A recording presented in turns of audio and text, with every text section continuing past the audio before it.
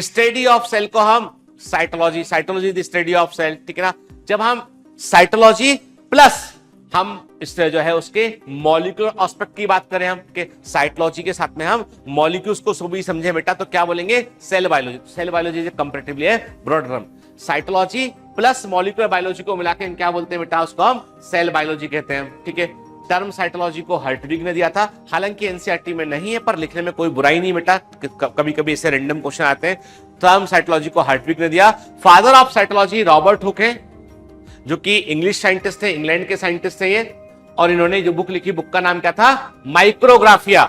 Robert Hooke की book का नाम क्या था? माइक्रोग्राफिया, ठीक है ना, नोट कर लीजिएगा, ठीक है। रॉबर्ट हुक की बुक का नाम था माइक्रोग्राफिया, ठीक है।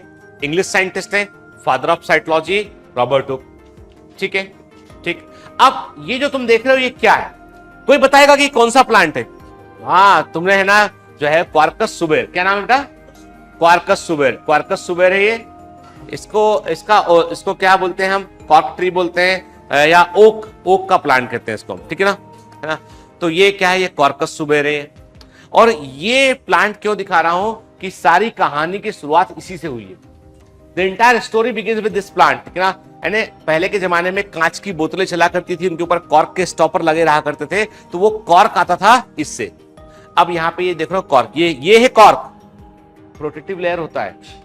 जब प्लांट सेकेंडरी ग्रोथ करता है ना, तो एपिडर्मिस रप्चर कर जाती है, प्लांट की एपिडर्मिस टूट जाती है, और वहां पर जो है सेकेंडरी टिश्यू बनता है। कॉर्क केमियम बाहर की तरफ कॉर्क को बनाती है। पढ़ा है एनाटॉमी में? नहीं पर मालूम तो कोई बात नहीं बेटा, पढ़ेंगे आगे हम।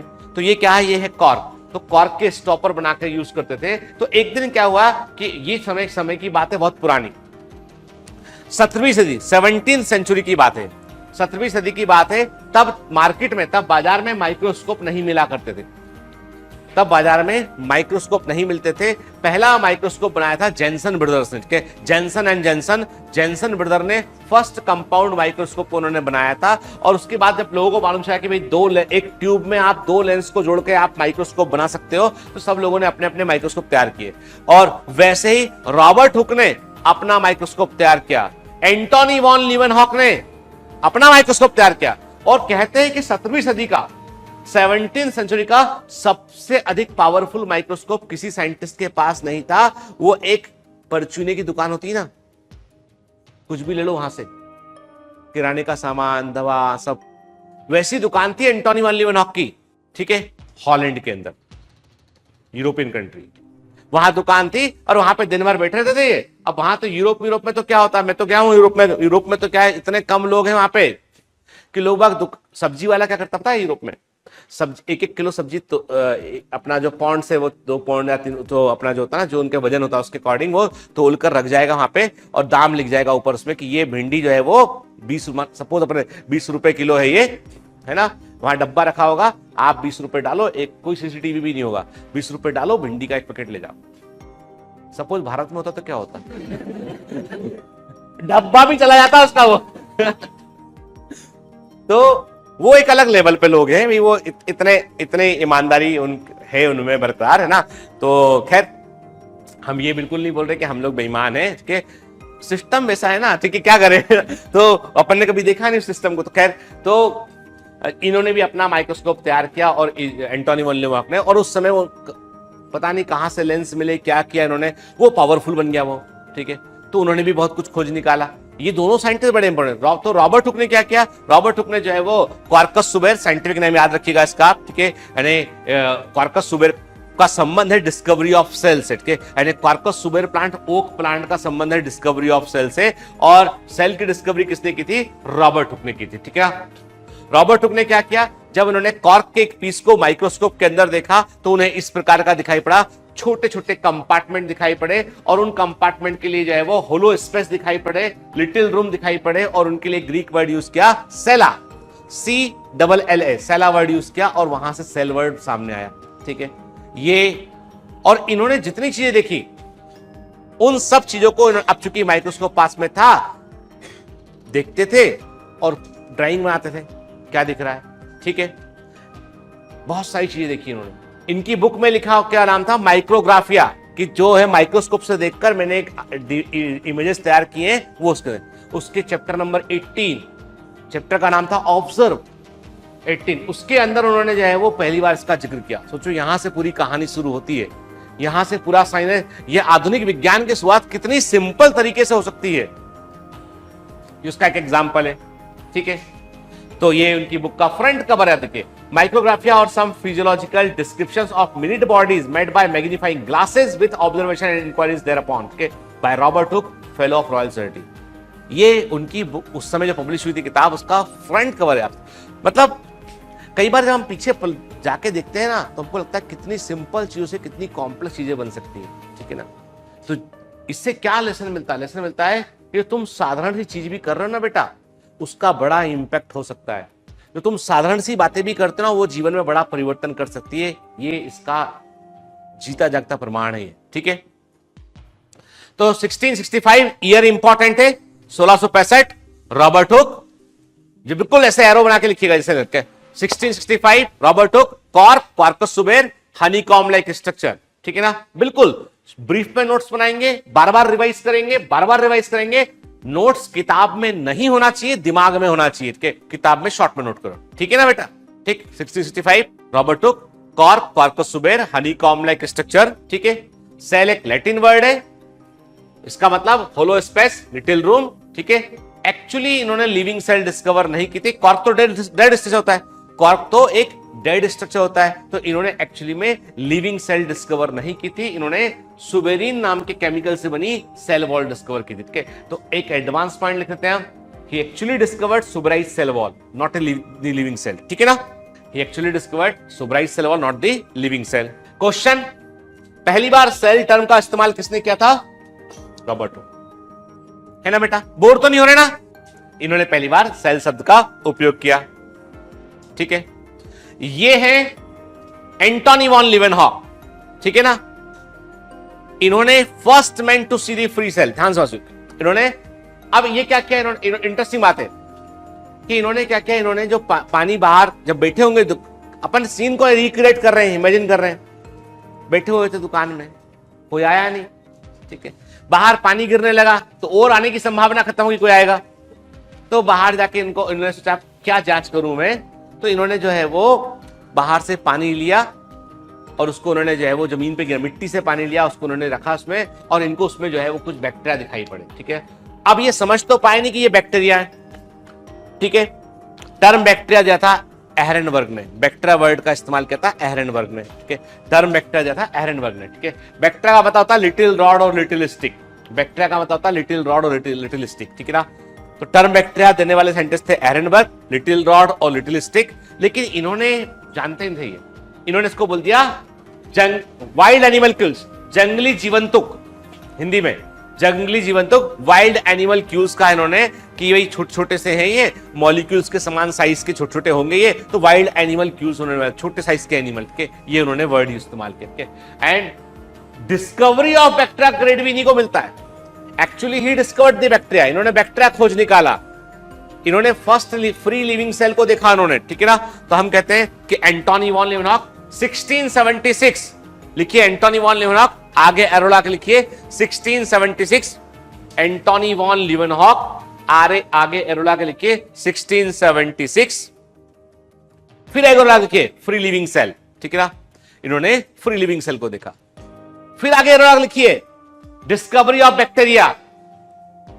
ठीक है ना, समझ गए ना? नोट्स बेटा आपको ब्रीफ में बनाने ताकि रिवाइज कर सके उसको। ठीक है, एंटोनी वॉन लीवेनहॉक, एरो लगा के 1676, फिर आगे एरो लगा लिखा फ्री लिविंग सेल, फिर आगे एरो लगा लिखा आपने इसमें डिस्कवरी ऑफ बैक्टीरिया, ब्रैकेट में वाइल्ड एनिमल क्यूल्स। ठीक है ना, वाइल्ड जो उन्होंने कहा ऊपर लिख लिया वाइल्ड एनिमल क्यूल बेटा।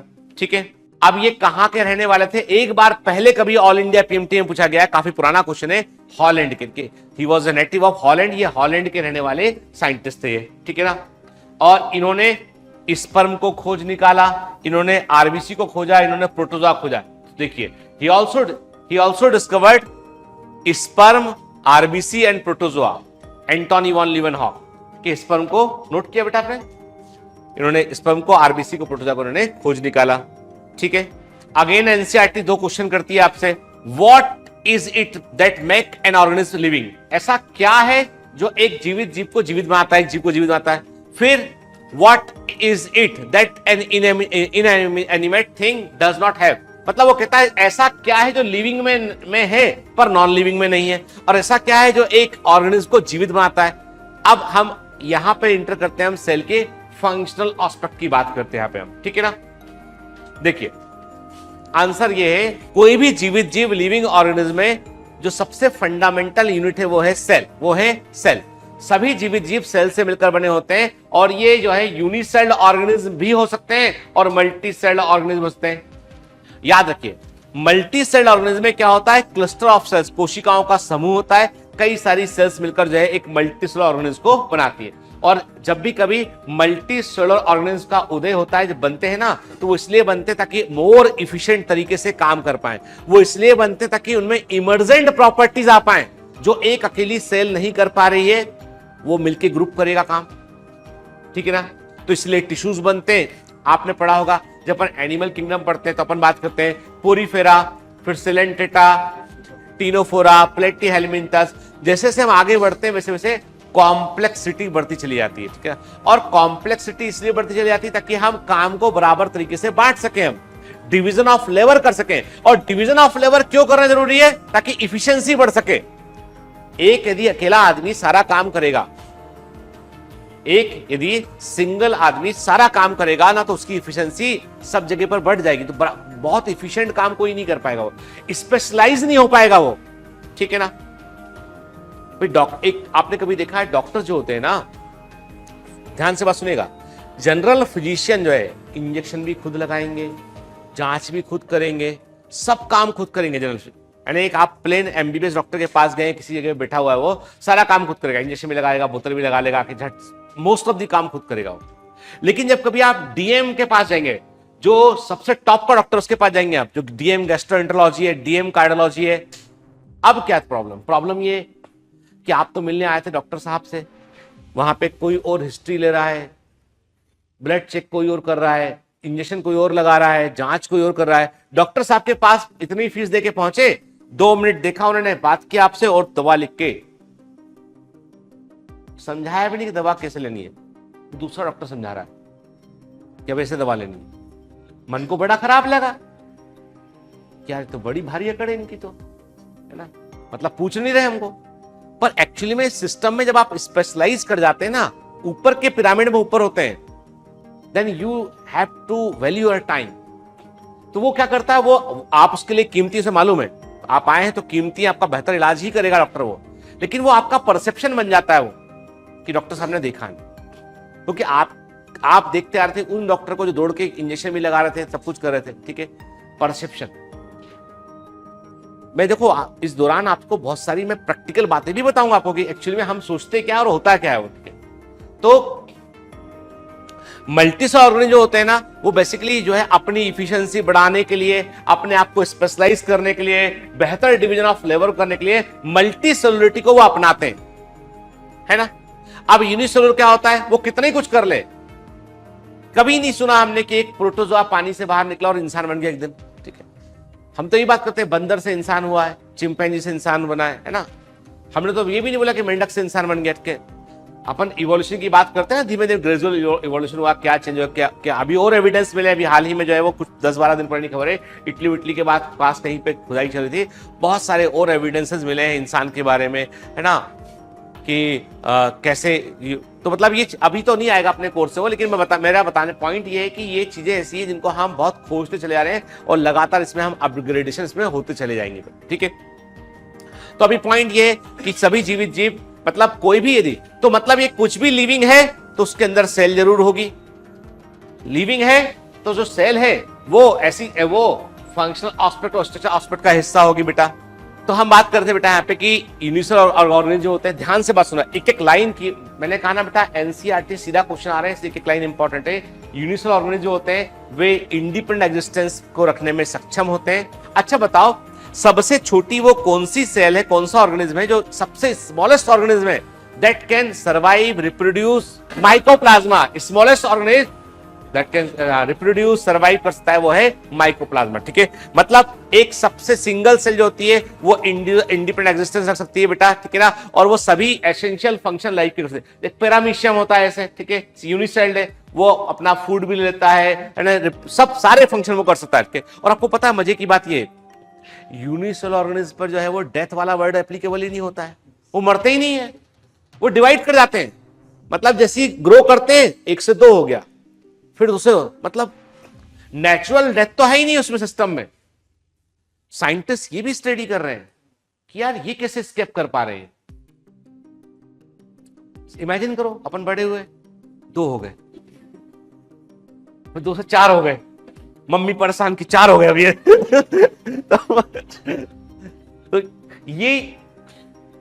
तो ये जो है ना अपना, तो हम कहते हैं बेटा कि यूनिवर्सल ऑर्गेनिज्म है that capable of independent existence and performing essential function of life. ठीक है, अब यहां पे 2 बड़े की पॉइंट निकल के आते हैं एनसीईआरटी से। Anything less than a complete structure of a cell, कुछ भी ऐसा जो एक सेल से छोटा है, सब सेलुलर फ्रेगमेंट, उपकोशी खंड, वो इंडिपेंडेंट लाइफ को सर्वाइव नहीं कर सकता है। ठीक है ना, ठीक, does not insure independent living. Cell is the fundamental structure and function unit of all living organism, और यही है cell theory. This is the cell theory. ठीक है, cell is the fundamental structure and functional unit of all living organism. कोशिका प्रत्येक जीवित जीव की जो है वो सभी जीवित जीवों की क्रियात्मक और संरचनात्मक इकाई होती है। क्लियर? एंड ऑलरेडी हम नोट किए हुए हैं, दोबारा नोट नहीं करना हमको। एंटोनी वॉन लीवेनहॉक ने देखा और डिस्क्राइब किया लिविंग सेल को। रॉबर्ट ब्राउन ने न्यूक्लियस को डिस्कवर किया, आईएमपी है। ठीक है, रॉबर्ट ब्राउन ने न्यूक्लियस को डिस्कवर किया। तो रॉबर्ट हुक से कंफ्यूज मत कर जाना, रॉबर्ट हुक सेल की डिस्कवरी किया उन्होंने, रॉबर्ट ब्राउन ने जो है वो न्यूक्लियस को डिस्कवर किया। ठीक है ना, अब यहां पे 2 बड़ी, 2 एक लाइन लिखी है, पर ये बहुत सारी चीजों को आपका कुछ चीजें पता होना चाहिए। इन्वेंशन ऑफ माइक्रोस्कोप, तो first compound microscope Janssen brother ने तैयार किया था, डिस्कवर्ड बाय जेनसन ब्रदर। ठीक है ना, first compound microscope Janssen brother ने तैयार किया। ठीक है ना, ठीक है, क्लियर? और आज हमारे पास इलेक्ट्रॉन माइक्रोस्कोप है, किसने डिस्कवर किया? Knoll and Ruska. Electron microscope discovered by the knoll and Ruska. ठीक है, इलेक्ट्रॉन माइक्रोस्कोप की खोज किसने की बेटा? नॉल एंड रस्का ने की। इलेक्ट्रॉन माइक्रोस्कोप की खोज किसने की? नॉल एंड रस्का ने की। ठीक है, लिख देता हूं मैं, नॉल एंड रस्का। ठीक है, पता होना चाहिए बेटा, इलेक्ट्रॉन माइक्रोस्कोप में कोई भी लेंस इस्तेमाल नहीं होते हैं। No lens in electron microscope, they use only the electromagnets, उसमें केवल इलेक्ट्रोमैग्नेट इस्तेमाल होते हैं। इलेक्ट्रॉन माइक्रोस्कोप जो होते हैं उसमें आपको हायर मैग्निफिकेशन और बेटर रिजोल्यूशन देखने मिलता है, क्योंकि रिजोल्यूशन का फंडामेंटल ये है, smallest the wavelength more is the resolution. जितना छोटा वेवलेंथ होगा उतना हायर रिजोल्यूशन आपको देखने मिलेगा। ठीक है ना, और रिजोल्यूशन का मतलब क्या है? कि 2 पॉइंट के बीच के डिफरेंस को समझ पाना। 2 बिल्कुल पास पास वाले पॉइंट हैं, उनको आप यदि अलग अलग, बिल्कुल पास पास वाले जो पॉइंट हैं, उन पॉइंट के बीच में डिफरेंस को जो है वो कर पाना, वो है विभेदन क्षमता, है बेटा रिजोल्यूशन। ठीक है, तो सिंपल सी बात है कि smaller the wavelength more is the resolution, more is the magnification. ठीक है, तो इलेक्ट्रॉन माइक्रोस्कोप में हम इलेक्ट्रॉन बीम इस्तेमाल करते हैं, और सिंपल सी बात है इलेक्ट्रॉन, अब यहां पे भी एक फॉर्मूला आता है, जितना छोटा वेवलेंथ उतनी हायर एनर्जी, E बराबर SC बाई लैम्डा, है ना, जितना छोटा वेवलेंथ उतनी ज्यादा एनर्जी। यदि आपने नॉर्मल सेल रख दी ना सामने, इलेक्ट्रॉन माइक्रोस्कोप में इलेक्ट्रॉन बीम के सामने नॉर्मल सेल डाल दी, ब्लास्ट कर जाएगी, बिखर जाएगी पूरी। तो अब आपको क्या करना पड़ेगा? आपको हैवी मेटल स्टैंड का उपयोग करना पड़ेगा। सुनो बात ध्यान से, ये सिर्फ नॉलेज है, हैवी मेटल स्टैंड का उपयोग करना पड़ेगा आपको। ऑस्मियम टेट्राऑक्साइड, सिल्वर नाइट्रेट, से आपको हैवी मेटल वाले डाई आपको इस्तेमाल करने पड़ेंगे, और उसके बाद आप उसको स्टडी कर पाओगे। इलेक्ट्रॉन माइक्रोस्कोप में आपको कलर्ड इमेज देखने नहीं मिलेगी, आपको ब्लैक एंड व्हाइट इमेज देखने मिलेगी, आपको ब्लैक एंड व्हाइट इमेज देखने मिलेगी। और इलेक्ट्रॉन माइक्रोस्कोप में आप सीधा आंख से देख नहीं पाएंगे, आप देखेंगे स्क्रीन पे, मॉनिटर पे देखेंगे। आप गूगल कीजिएगा इलेक्ट्रॉन, कभी, अभी नहीं। ठीक है ना, तो सिंपल सी बात यह है कि आप जो है इलेक्ट्रॉन माइक्रोस्कोप जो होते हैं उनमें इलेक्ट्रोमैग्नेट्स इस्तेमाल होते हैं, लेंसेज, और इनसे हम बहुत कुछ, जब आप बहुत कुछ समझ पाए इलेक्ट्रॉन माइक्रोस्कोप से जब कोई स्ट्रक्चर को आप स्टडी करते हो तो उसे बोलते हो ultra structure, study of ultra structure, ठीक है ना। तो जब मैं वर्ड यूज करूंगा अल्ट्रा स्ट्रक्चर मतलब इलेक्ट्रॉन माइक्रोस्कोपिक इमेज की बात कर रहे हैं, ठीक है ना। चाहे वो आरबीसी की मेम्ब्रेन हो चाहे कुछ हो, तो हम अल्ट्रा स्ट्रक्चर वर्ड यूज करेंगे मतलब इलेक्ट्रॉन माइक्रोस्कोपिक स्टडी की हम बात कर रहे हैं बेटा, ठीक है ना।